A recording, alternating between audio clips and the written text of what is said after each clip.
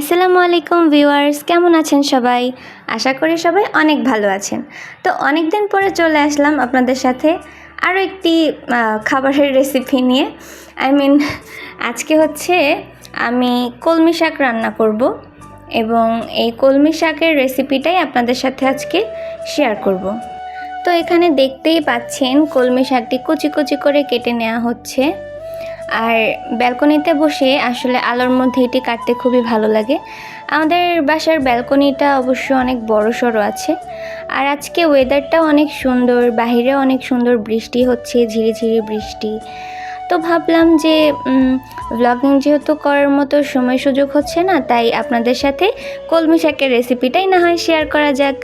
আর তাছাড়া গতকাল 17 তারিখ গিয়েছে। গতকাল আমার এইচএসসি এক্সাম শেষ হয়ে গেছে। সবাই আমার জন্য দোয়া করবেন যেন আমার রেজাল্টটি অনেক ভালো আসে। যাই হোক, তো কলমি শাকটি কুচি কুচি করে কেটে নেওয়ার পরে আমি এখানে একটি কড়াই নিয়ে নিলাম এবং এই কড়াইয়ে পেঁয়াজ কুচি দিয়ে নিলাম। আর এখানে দেখতে পাচ্ছেন রসুনগুলোকে ভালো করে থেতলে নেওয়া হচ্ছে, কেননা এভাবে থেতলে নিলে শাক থেকে একটি আলাদাই ফ্লেভার আসে। তো পেঁয়াজের মধ্যে আমি এখানে রসুন ছেঁচাগুলো দিয়ে নিলাম। এবার এটিকে সুন্দর করে নাড়াচাড়া করতে হবে। আর এখানে দেখতে পাচ্ছেন কাঁচামরিচগুলোকে আমি ফালি করে কেটে নিয়েছি। একটি কাঁচামরিচের মাঝখান থেকে লম্বালম্বিভাবে কেটে নিয়েছি। তো শাকের মধ্যে কাঁচামরিচ কুচি দেওয়ার পরে এখানে আমি রসুন আর পেঁয়াজের মধ্যে হচ্ছে 3টি শুকনো মরিচ দিয়ে নেব। এতে করে ঝালটাও যেরকম হবে তেমন সুন্দর একটি স্মেলও আসবে। আপনাদেরকে আর ওয়েট করাবো না, এবার থেকে আমি চেষ্টা করব প্রতিদিন একটি করে ব্লগ আপলোড করার। আপনারা আমার পাশে থাকবেন। তো এখানে এটি আমি টেলে নেওয়ার পরে শাকগুলোকে ভালোভাবে দিয়ে নিলাম। শাকগুলোকে দেওয়ার পরে ভালো করে সুন্দরভাবে নাড়াচাড়া করতে হবে। কলমি শাক রান্না করতে তেমন বেশি একটা উপাদানের প্রয়োজন হয় না। তো এখানে আপনারা দেখতেই পারছেন যে কলমি শাকের কালারটা কেমন দেখা যাচ্ছে। গাইজ, আপনাদেরকে কি বলেছিলাম আগের ব্লগে যে আমার 1000 সাবস্ক্রাইবার অবশ্যই কমপ্লিট করতে হবে।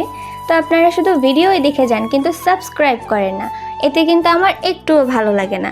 অবশ্যই আমার চ্যানেলটি সাবস্ক্রাইব করে পাশে থাকবেন। কথা বলতে বলতে এখানে কলমি শাক প্রায় রান্না হয়ে গেছে। আমার কলমি শাক খেতে খুবই ভালো লাগে আর আমার বাসার সবাই কলমি শাক অনেক পছন্দ করে। আমি বেশিরভাগ সময় কলমি শাকই রান্না করা খাই। শাকে রয়েছে ফলিক অ্যাসিড আর এটি শরীরের জন্য অনেক জরুরি। তাই অবশ্যই প্রতিদিন সবাই চেষ্টা করবেন খাবারে অন্তত একবেলা অবশ্যই শাক রাখার জন্য। কথা বলতে বলতে আমাদের কলমি শাক রান্না শেষ হয়ে গিয়েছে। তো এখানে আপনারা ফাইনাল লুকটি দেখতে পারছেন। অবশ্যই আপনারা এখানে লবণ অ্যাড করবেন। হয়তোবা লবণ দেওয়ার ভিডিওটি কোনো কারণে স্কিপ হয়ে গিয়েছে। তো যে পরিমাণে লবণ খান সেই পরিমাণে লবণ দিয়ে নেবেন। তো এখন ভিডিওর একদম শেষ পর্যায়ে চলে এসেছি। এখানে আমার কলমি শাক রান্নার রেসিপিটি আপনাদের সবার সাথে শেয়ার করলাম। আর এই হলো আমার কলমি শাকের ফাইনাল লুক। কেমন লাগছে দেখতে গাইস?